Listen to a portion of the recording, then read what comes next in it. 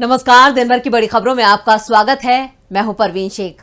आज इस बुलेटिन में बात होगी राहुल गांधी के बयान पर मोदी के कबूलनामे की। छत्तीसगढ़ में मोदी शाह के खिलाफ खड़गे की हुंकार की। 5 राज्यों के चुनावों को लेकर आयोग की तैयारियों की। मध्य प्रदेश में बीजेपी पर कांग्रेस को मिली बढ़त की। इसके साथ ही जानेंगे महाराष्ट्र में अब क्यों पलटी मार रहे हैं अजीत पवार। और बुलेटिन के आखिर में बात होगी जातिगत जनगणना से बुरी फंसी मोदी सरकार की। इसके साथ ही और भी कई बड़ी खबरों से आपको करवाएंगे रूबरू। लेकिन तमाम बड़ी खबरों से पहले एक नजर सुर्खियों पर।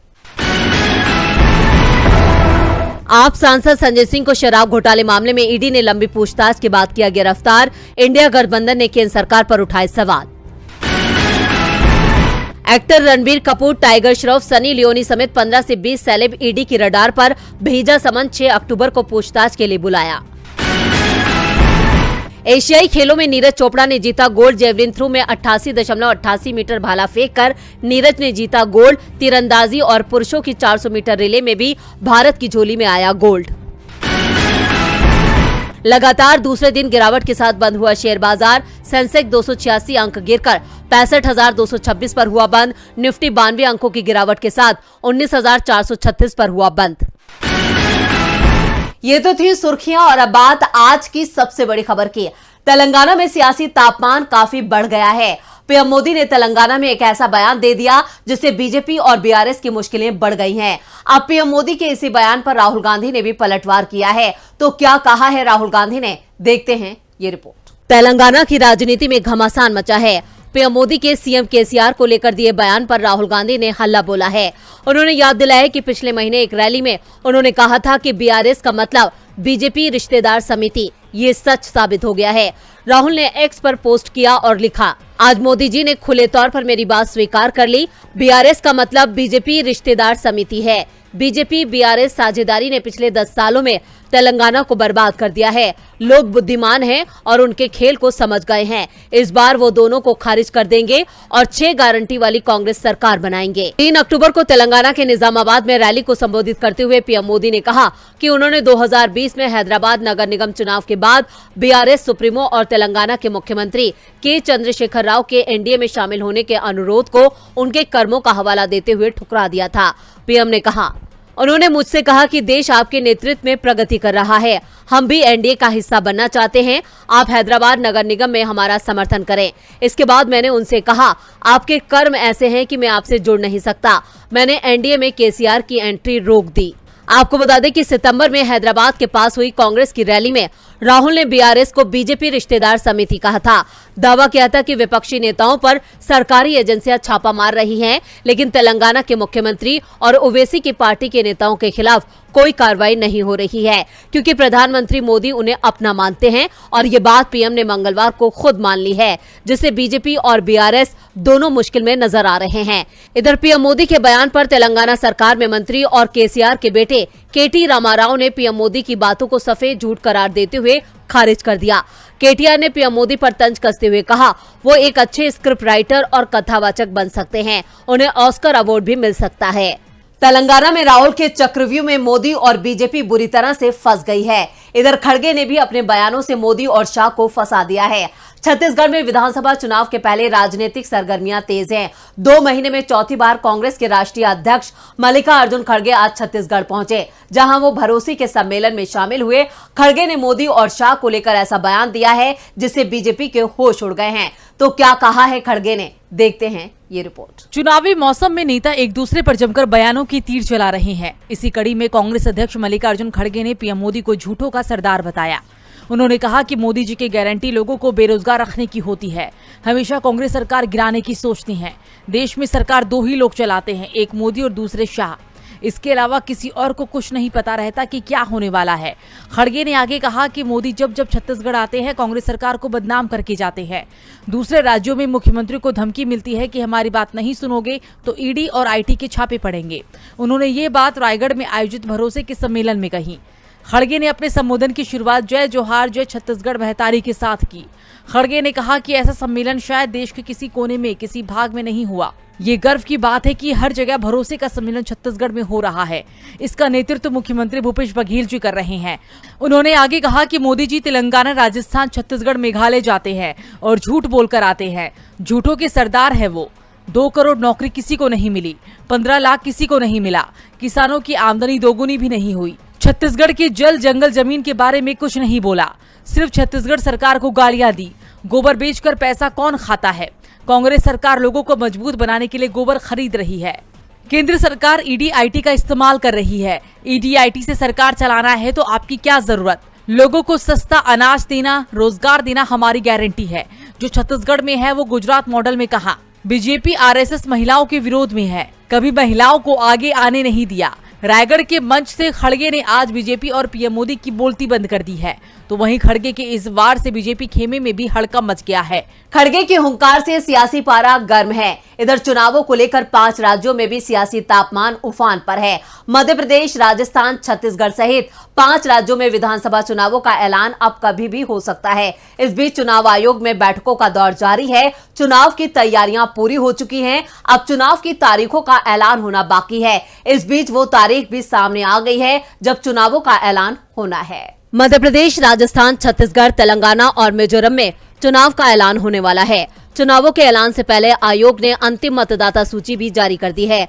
आयोग की सूची के अनुसार एमपी में 5,61,36,229 वोटर हैं, जिसमें से 18 से 19 साल के 22,36,564 वोटर पहली बार मतदान करेंगे, जबकि छत्तीसगढ़ में 2,03,60,240 मतदाता हैं, जिसमें से 1,01,20,830 पुरुष और महिला मतदाताओं की संख्या 1,02,39,410 है। इसमें से 18 से 19 साल वाले 7,23,771 मतदाता हैं। वहीं राज्य में 790 थर्ड जेंडर मतदाता हैं। मिजोरम, तेलंगाना और राजस्थान में भी वोटिंग लिस्ट जारी कर दी गई है। इस बीच अब केंद्रीय चुनाव आयोग के कार्यालय में बैठकों का दौर शुरू हो चुका है। चुनाव की तारीखों पर चर्चा चल रही है। दावा किया जा रहा है कि 6 अक्टूबर को चुनाव आयोग 5 राज्यों में चुनाव की तारीखों का ऐलान कर देगा। वैसे भी पिछले 4 चुनावों को देखा जाए तो चुनाव आयोग ने 4 अक्टूबर से 14 अक्टूबर के बीच में ही चुनावों की तारीखों का ऐलान किया है। मतदाता सूची जारी होने के कुछ ही दिनों में चुनाव आयोग मतदान की तारीखों का ऐलान करता है। मतदाता सूची जारी हो चुकी है, जिसके बाद अब ये तय हो गया है कि 1 से 2 दिन में चुनावों की तारीखों का भी ऐलान हो जाएगा। 5 अक्टूबर को पीएम मोदी की मध्य प्रदेश के जबलपुर और राजस्थान के जोधपुर में रैलियां हैं। इसके बाद 6 अक्टूबर को चुनाव आयोग 5 राज्यों में आचार संहिता लागू कर सकता है, यानी 6 अक्टूबर को 5 राज्यों के विधानसभा चुनाव की तारीखों का ऐलान कर दिया जाएगा। चुनावों की तारीखों का इंतजार सभी राजनीतिक दलों को है। इधर मध्य प्रदेश में चुनावों को लेकर सभी राजनीतिक दलों ने अपनी कमर कस ली है। राज्य की सत्ता पर काबिज बीजेपी अपनी सत्ता बचाने के लिए एड़ी चोटी का जोर लगा रही है। वहीं कांग्रेस भी सत्ता में वापसी का दम भर रही है। इस बीच कांग्रेस ने बीजेपी पर बड़ी बढ़त बना ली है। क्या है पूरी खबर, देखते हैं ये रिपोर्ट। मध्य प्रदेश में इस साल के अंत में विधानसभा चुनाव होनी है, जिसे लेकर सियासी सरगर्मी तेज हो गई है। प्रियंका गांधी आदिवासियों के गढ़ धार के मोहन खेड़ा में 5 अक्टूबर को जनसभा करेंगी, तो दूसरी ओर प्रदेश में आदिवासियों समुदाय की पार्टी जेएस के साथ भी कांग्रेस का गठबंधन तय हो गया है। दरअसल एमपी में आदिवासी वोट सबसे ज्यादा महत्वपूर्ण है। राज्य में करीब 21% आदिवासी मतदाता हैं और इनके लिए 47 सीटें आरक्षित हैं। करीब 100 सीटों पर आदिवासी वोटर निर्णायक माने जाते हैं। इसीलिए मध्य प्रदेश की सियासत में कहा जाता है कि जहां आदिवासी जाएगा, सत्ता भी वहीं जाएगी। आदिवासियों को अपने पाले में लाने के लिए कांग्रेस ने जेएस के साथ गठबंधन की पूरी तैयारी कर ली है। धार, झबुआ, अलीराजपुर सहित मालवा के कई जिलों में जेएस का प्रभाव रहा है। वहीं साल 2018 में हुए विधानसभा चुनाव में कांग्रेस 31 सीटों पर जीती थी और बीजेपी महज 16 सीटों पर सिमट गई थी और कांग्रेस सत्ता में आई।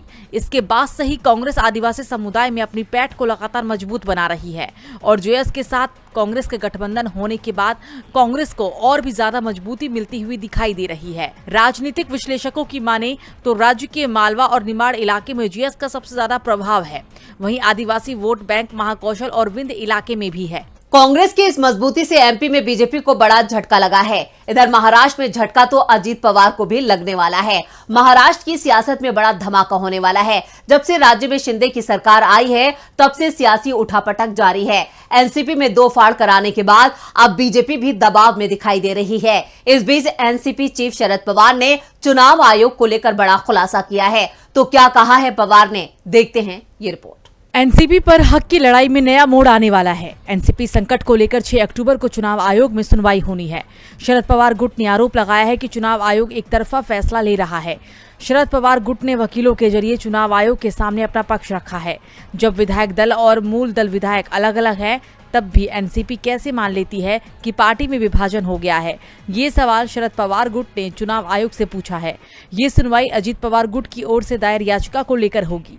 6 अक्टूबर की सुनवाई में शरद पवार गुट और अजीत पवार गुट चुनाव आयोग के सामने अपना पक्ष रखेंगे। चुनाव आयोग ये मानकर सुनवाई करने वाला है कि एनसीपी में 2 गुट है। शरद पवार गुट ने जवाब में इस बात का भी जिक्र किया है कि चुनाव आयोग ने शरद पवार गुट को अपनी बात रखने का ज्यादा वक्त नहीं दिया। शरद गुट ने चुनाव आयोग से कहा कि उनकी बातों को सुनने के बाद ही कोई फैसला लिया जाए। शरद पवार ने चुनाव आयोग को दिए अपने जवाब में कई अहम बातें रखी है, जिसमें ये भी जिक्र किया गया है कि उस वक्त अजीत पवार ने शिंदे की आलोचना की थी। अब शरद पवार गुट के बयान के आधार पर अजीत पवार की परेशानी बढ़ने वाली है। शरद पवार गुट ने भी मंत्रियों के खिलाफ याचिका दायर की है, लेकिन इन 9 मंत्रियों के अलावा 31 विधायकों के खिलाफ भी अयोग्यता याचिका दायर की गई है। इसके अलावा अजीत पवार गुट की ओर से किए गए दावों को शरद पवार ने खारिज कर दिया है। एनसीपी और उसके चुनाव चिन्ह का विवाद चुनाव आयोग तक पहुंच गया है और इस मामले की सुनवाई अब 6 अक्टूबर को होनी है। ये सुनवाई अजीत पवार की दायर याचिका पर होगी, जहां दोनों गुट अपना पक्ष चुनाव आयोग के सामने रखेंगे। फिलहाल इस मामले में शरद पवार का पलड़ा भारी नजर आ रहा है, जबकि अजीत गुट की मुश्किलें बढ़ना तय है।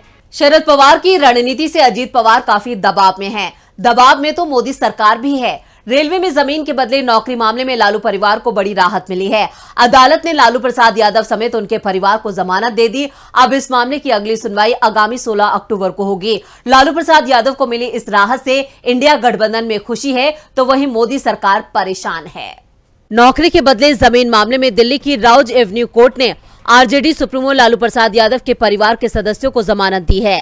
आरजेडी सुप्रीमो लालू प्रसाद यादव, बिहार के उप मुख्यमंत्री तेजस्वी यादव और बिहार की पूर्व मुख्यमंत्री राबड़ी देवी को अदालत से जमानत मिली है। तीनों को 50,000 रुपए की निजी मुचलके पर जमानत दी गई है। इस मामले में अगली सुनवाई अब आगामी 16 अक्टूबर को होने वाली है। इस मामले में पेशी के लिए लालू परिवार दिल्ली पहुंचा था, जिसकी तस्वीरें सुबह से ही सोशल मीडिया पर तैर रही